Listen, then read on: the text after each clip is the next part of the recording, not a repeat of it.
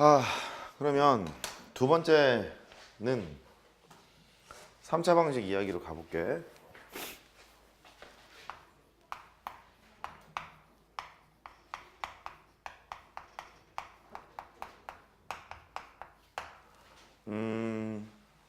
얘는요 3차 방식에서만 특화되게 문제를 풀 수 있는 방법도 있고 어떠한 함수가 나오더라도 다 풀 수 있는 방법도 있어요. 근데 내신을 대비하기 위해서는 둘 다 하셔야 되거든요. 첫 번째 3차 방식이 있어요. 이것의 근의 판별이라고 해볼게요. 3차 방식 근의 판별이니까 시작은 이렇게 하겠죠.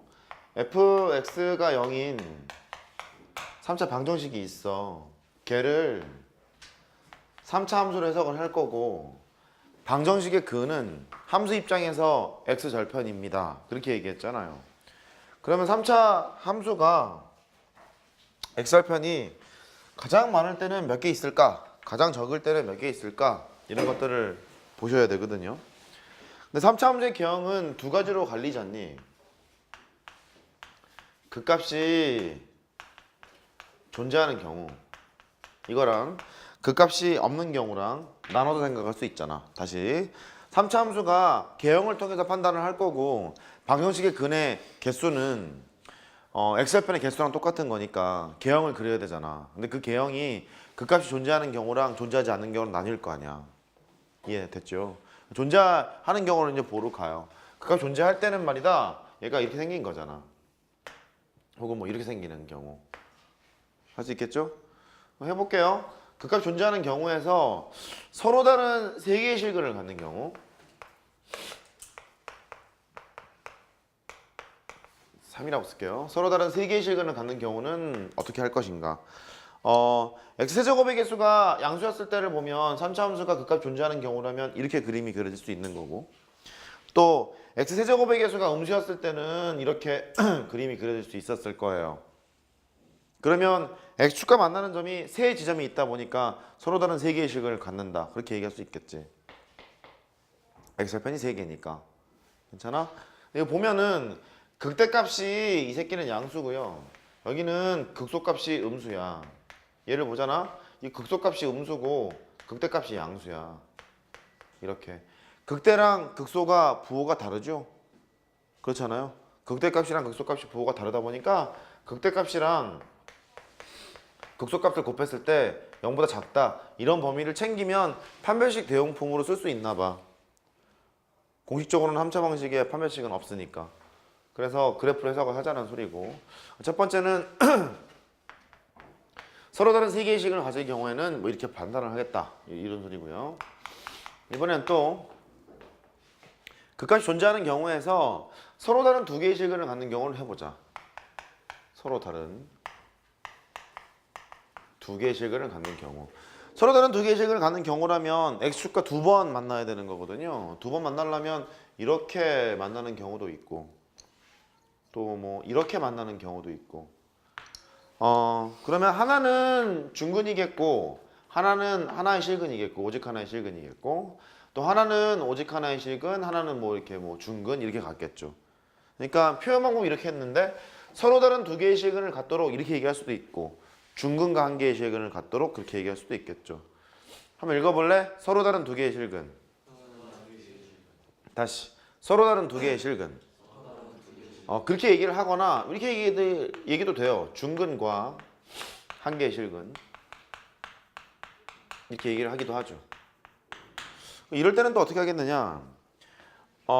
여기에서는 극대값이 빵이고 극소값은 음수야. 이 상태에서는 오른쪽에서는요 극대값이 양수고 극소값이 빵이야.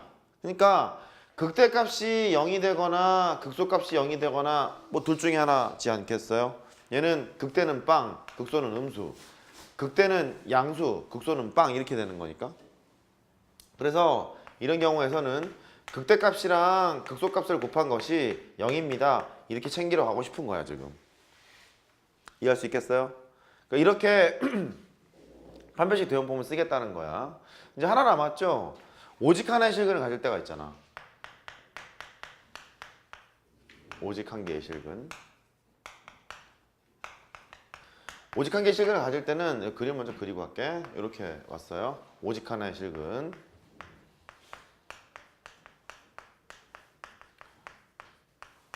그러면 그래프가 이렇게 그려져 있거나 극값을 갖는 경우니까요. 혹은 뭐 이렇게 그려져 있거나 이렇게 될 거란 말이지.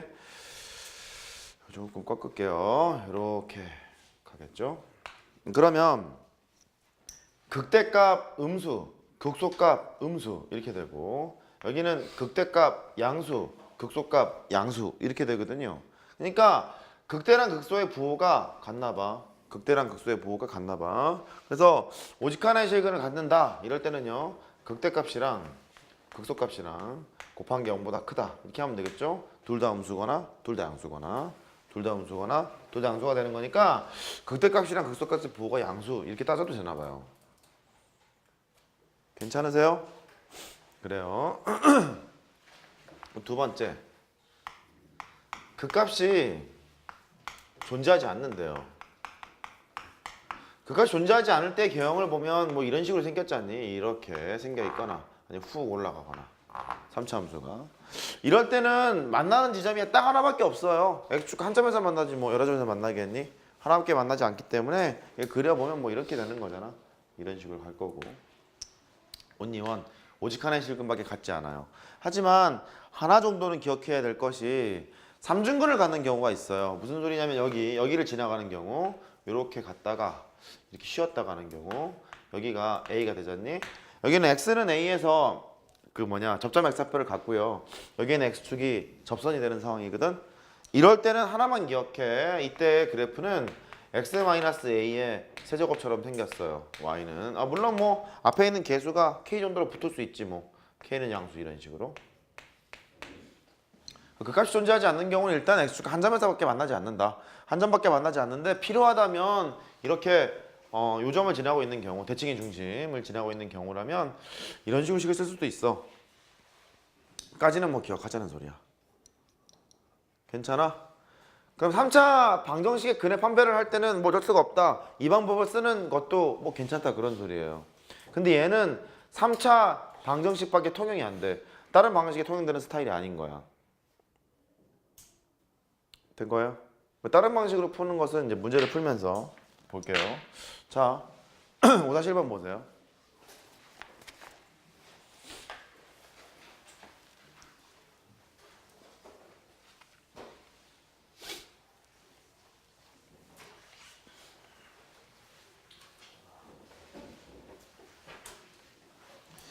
어, 5-1번 문제 하나를 여러 가지 방법으로 풀어볼 텐데 한번 잘 봐보세요.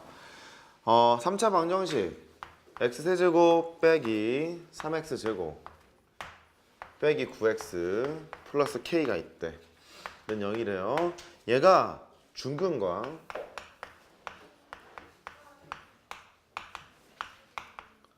다른 한 개의 실근을 갖겠대. 중근과 다른 한 개의 실근을 갖도록 하는 k값의 합을 구하래요. 자, 먼저 배운 대로 한번 보자. 중근과 다른 한 개의 실근을 갖겠다는 소리는 x축과 두 점에서 만나요예요. 그러니까 그 값이 존재하는 경우일 거라고. 그 값이 없으면은 한 점에서밖에 만나지가 않잖아. 이해됐어요? 그 값이 있었을 거라서 이렇게 하려고. 일단 왼쪽에 있는 식을 fx라고 놓고 미분을 해서 개형을 추정하도록 해보자고. 자, 미분을 합니다.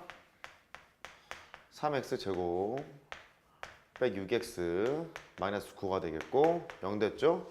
x제곱 마이너스 2x 빼기 3은 0 됐어요. x 빼기 3 이렇게 되고 x 더하기 1이 됐어.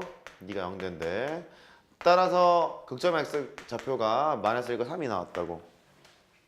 근데 얘가 중근과 한 개의 실근을 가지려면 이런 형태여야 돼. x절편이 두 개라는 소리니까 중근과 한 개의 실근 이렇게 되거나 아니면 이렇게 되거나 둘 중에 하나라는 소리잖아. 중근과 한 개의 실근이라는 소리는. 그러면 이럴 때는 극대값이 빵이라는 소리고 이럴 때는 극소값이 빵이라는 소리고 이런 얘기거든요. 그러니까 결국 중근관계의 시간을 갖는 이 스토리는 극대값이랑 극소값이랑 곱한 것이 0이겠구나 이거를 알아요. 괜찮아? 극대값이랑 극소값 곱이 0이겠구나. 그러면 극대랑 극소 계산을 이제 하러 가야지. 하러 갈 텐데 3차 함수가 x제곱의 개수가 양수다 보니까 이렇게 그림이 그려질 테고 여기가 마이너스 1이고 이게 3이거든요. 그러면 극대값은 f의 마이너스 1이고 극소값은 f의 3이니까 두 개 곱한 것이 0입니다. 요 소리예요. 괜찮아요? 두 개 곱하기 0입니다. 그러면 f의 마이너스 1 계산하러 가. 마이너스 1 빼기 3 더하기 9 더하기 k가 있죠? 이게 f의 마이너스 1이고 f의 3은 3 집어넣어. 27 빼기 27이니까 사라지고 마이너스 27 더하기 k 이게 0 돼야 된대. 얘 마저 계산해보면 k 더하기 5 이렇게 되고 이쪽은 k 빼기 27이 됩니다. 이렇게 0. 따라서 k 값이 마이너스 5랑 27이 나와요. k 값의 합을 구하라고 했으니까 22라고 하시면 되겠어요. 이게 방금 배웠던 방법을 이용하는 거예요.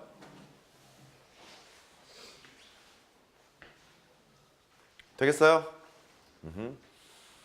그 다음에 두 번째 방법이 또 있는데 지금 쓰는 방법은 어떤 거냐면 이런 거예요. 함수를 두 개로 찢어. 두 개로 분리를 해요. 두 개를 분리하게 되면 요 방정식의 해는